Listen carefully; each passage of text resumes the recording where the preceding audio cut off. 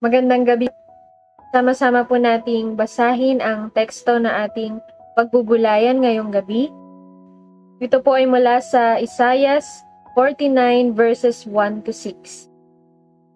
Ganito po ang sinasabi, ang Israel ang tanglaw sa mga bansa. Makinig kayo mga taong naninirahan sa malalayong mga bansa. Pinili na ako ni Yahweh bago pa isilang at hinirang niya ako para siya'y paglingkuran. Mga salita ko'y ginawa niyang singtalim ng espada, siya ang sa aki laging nag-iingat. Ginawa niya akong parang matulis na palaso na anumang oras ay handang itudla. Sinabi niya sa akin, Israel, ikaw ay lingkod ko. Sa pamamagitan mo, ako ay pupurihin ng mga tao. Ngunit ang sagot ko, ako ay nabigo sa aking pagsisikap. Hindi nagtagumpay gayong ibinuhos ko ang aking lakas. May ipinapaubaya ko kay Yahweh ang aking kalagayan, na ako'y kanyang gagantimpalaan sa aking nakayanan. Bago pa ako ipanganak ay hinirang na ni Yahweh, pinili niya ako para maging lingkod niya, upang tipunin ang bayang Israel na nagkawatak-watak. Binigyan ako ni Yahweh ng karangalan, sa kanya nagbubuhat ang aking kalakasan.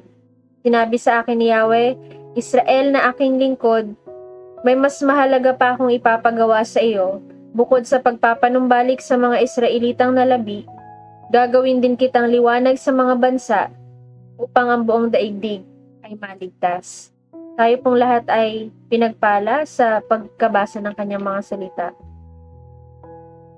Nais ko pong bigyan ng title ang ating pong mensahe sa gabing ito, Ako ba ay lingkod ng Diyos?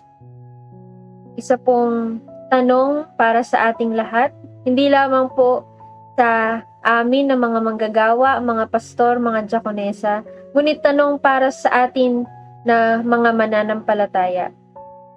Sabi po sa verse 1 and verse 5, pinili ako ni Yahweh bago pa isilang, hinirang niya ako para siya'y paglingkuran, pinili niya ako para maging lingkod niya. Para masagot natin kung tayo ba ay mga lingkod ng Diyos, sinasabi sa atin ng mga verse po na ito, na bago pa man natin siya makilala, pinili na niya tayo. Bago ka pa nagkaroon ng pananampalataya, ay nakita ka na niya. Pinili ka na niya. At para saan, bakit tayo pinili ng Diyos?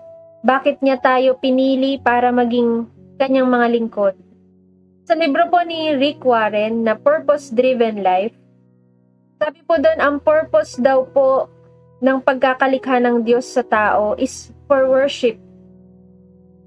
Para sa ating pagpupuri, pagsamba sa ating Panginoon. It is for your ministry.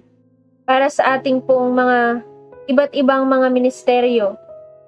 Para sa ating pong misyon. Kaya, para sa akin, masasabi ko po na tayong lahat ay pinili para maging lingkod ng Diyos. Basahin ko po ang verse 3. Sabi po niya, sinabi niya sa akin, Israel, ikaw ay lingkod ko. Sa pamamagitan mo, ako'y pupurihin ng mga tao. Bilang mga lingkod po, tayo din ay mga instrumento, mga kasangkapan o daluyan, daanan, upang ang ibang tao ay magawa din nila yung purpose ng buhay nila, yung purpose ng Diyos para sa buhay nila to worship, para makapag-ministeryo sila, para makapag-mission sila. Siguro po tatanungin po natin, ang hirap naman palang maging lingkod. Napakahirap naman pala, hindi lang sarili natin ang ating aalalahanin at iisipin, ngunit pati ibang tao ay kailangan din nating isaalang-alang para tayo ay maging daluyan ng mga blessings, daluyan ng purpose ng Lord sa buhay ng ibang mga tao. Mahirap, opo, sapagkat tayo ay mga pinili, tayo ay mga lingkod ng Diyos. Ngunit naniniwala po ako na kahit sabihin po natin na napakahirap naman ng ating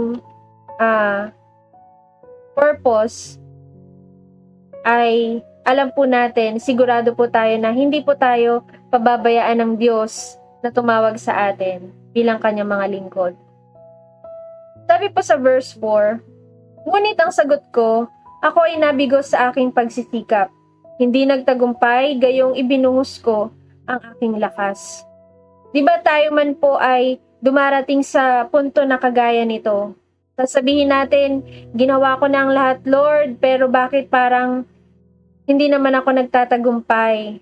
Parang ako pa rin ay bigo sa aking misyon. Binuhos ko na yung lahat ng aking lakas. Pero bakit ganito pa rin yung nangyayari? Parang hindi nagtatagumpay yung aking ministeryo, yung aking misyon. Napakaganda na ito din yung ating makita at maging panalangin. Sabi niya po sa verse 4, katuloy po nung binasa po natin kanina, sabi niya po, gayon may ipinapaubaya ko kay Yahweh ang aking kalagayan, na ako'y kanyang gagantimpalaan sa aking nakayanan. Naniniwala po tayo na sa lahat ng pinagdadaanan natin, maging sa mga ministry, mga misyon, bilang mga lingkod ng Diyos, ay napakaganda po na ito po yung maging panalangin natin bilang kanyang mga servant. Yung ipaubaya po natin sa Diyos yung mga bagay na hindi po natin kaya. Di po ba? Pag inaamin natin sa ating mga sarili na tayo ay mahina, patuloy natin na makikilala, mararanasan yung kalakasan na nagmumula sa Diyos. At lahat ng ipinapaubaya natin sa kamay ng ating Diyos, alam po natin, napatunayan na po natin ito ng maraming beses, na ito po ay magtatagumpay.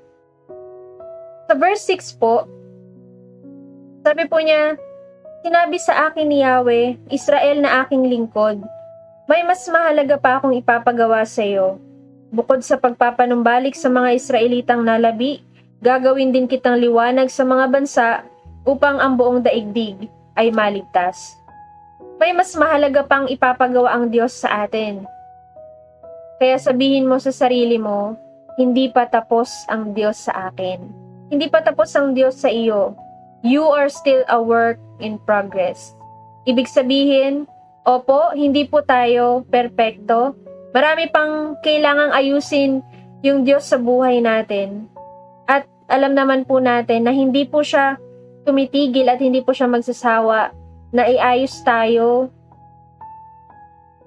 Mag-move forward po tayo at patuloy na lumakad ng katulad ni Kristo.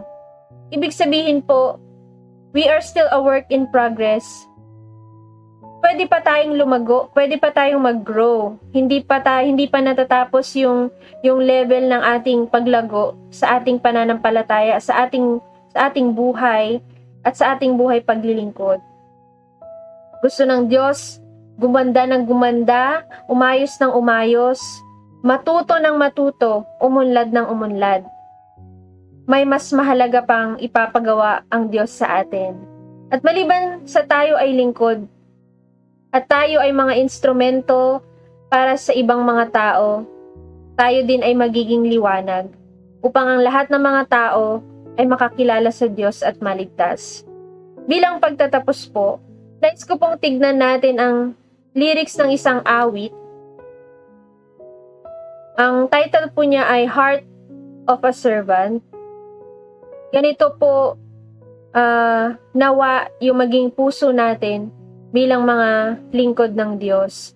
Sabi po niya dun sa kanyang koro, Jesus my Lord, you're the love of my life. Wherever you go, wanna be by your side. No longer I, but Christ living in me, serving you through all eternity. My eyes set on you in this race that I run. No longer my ways let your will be done. Make me a servant, my heart's ever true. Clinging to the cross, I'll follow you. I'll follow you. Ito po ang mensahe sa atin ng Diyos sa gabing ito. Pagpalain po tayong lahat.